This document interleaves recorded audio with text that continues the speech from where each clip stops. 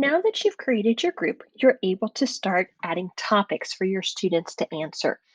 Automatically, Flipgrid will give you your very first topic. You're welcome to use that, or you can simply click, go to Actions, and then delete that. Totally up to you with what you want to do.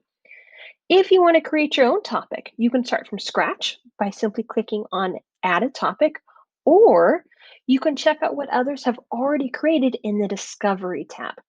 So to get us started, let's take a look at the Discovery tab. Within this tab, you have a number of different topics that have been created either by individuals or by partners of Flipgrid. There's a lot here to look from. The easiest way to find what you're looking for is simply by searching. So if you're about to start a science unit all about matter, you simply would go to Search Topics and type in matter. From there, you're able to change it to a specific subject. You can also make it for a specific audience or age group. Typically, it's taught in 5th grade, so I'm going to change this to elementary school. And then that really narrows it down to what could be the most useful topics for you. Now, if you notice here, that has 277 topics available. That's a lot. So what I like to do is I will typically look at how many people have used this topic previously and how much engagement has come from the use of this topic before I consider even clicking on it.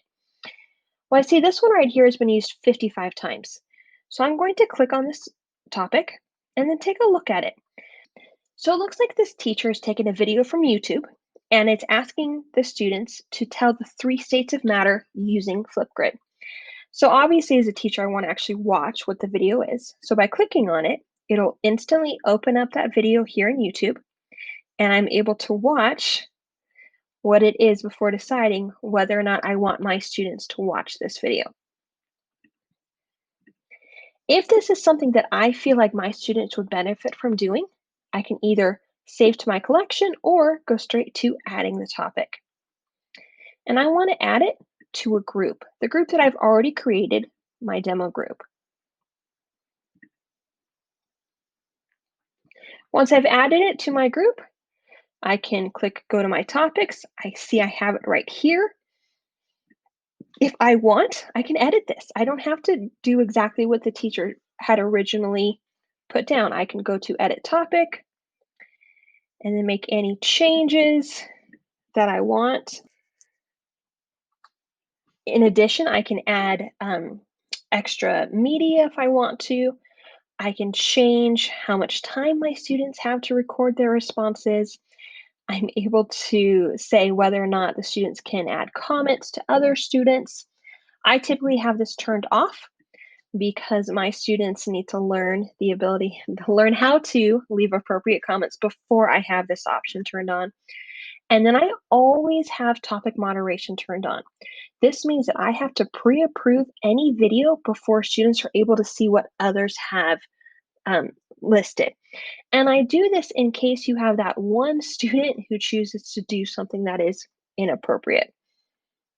If I want, I can add additional attachments. I can schedule this to go at a certain time or to go instantly. There are a lot of different features. In addition, at the end here, you have a lot of different video features that you're able to decide what you want to have your students do. Once you are set, all you have to do is simply press Update Topic, and then this will be a topic that your students can respond to.